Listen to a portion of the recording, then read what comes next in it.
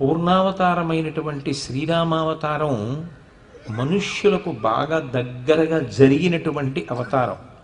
ఎందుచేత అంటే ధర్మానుష్ఠానం చెయ్యవలసి వచ్చినప్పుడు రామావతారం మనుష్య కోటికి అంతటికీ కూడా మార్గదర్శనం చేసినటువంటి అవతారం.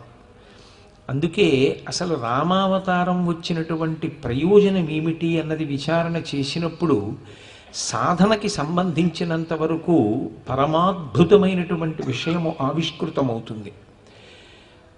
దేవతలందరూ ఒక చోట సమావేశం కావలసి వచ్చింది. మీరు పురాణాల్ని పరిశీలిస్తే అలా ఎందుకు జరుగుతుంది అంటే, ఏదో పాపభారం పెరిగిపోతే రాక్షసులు దేవతల్ని బాధ పెడుతుంటే, సజ్జనుల్ని బాధ పెడుతుంటే వాళ్ళందరూ ఒక చోట సమావేశమై శ్రీ మహావిష్ణువుకి ఈ విషయం చెప్పుకోవాలి అని తీర్మానం చేస్తూ ఉంటారు. కానీ శ్రీరామాయణ కాలంలో జరిగినటువంటి సమావేశం అందుకు భిన్నమైనటువంటి సమావేశం.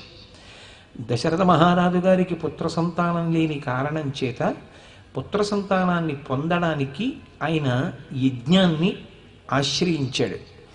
దానికోసమని చెప్పి ఋష్యశృంగుణ్ణి, వశిష్ఠ మహర్షిని మొదలైన వారిని ఆహ్వానించి తీసుకొచ్చి ఆ యజ్ఞం చేస్తున్నారు. ఇష్టింతేహం కరిష్యామి పుత్రియాం పుత్రకారణాత్ అధర్వ శిరసి ప్రోక్తై మంత్రై సిద్ధాం విధానత అంటాడు ఋష్యశృంగుడు. నేను నీ చేత ఒక ఇష్టి చేయిస్తాను.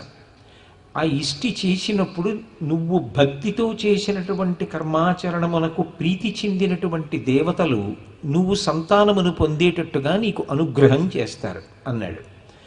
సరే, ఆ ఇష్టి ప్రారంభమైంది. ప్రారంభమైనప్పుడు అగ్నిముఖంగా ఇచ్చేటటువంటి హవిస్సులను తీసుకోవడం కోసం దేవతలందరూ కూడా వచ్చి సభలో కూర్చున్నారు.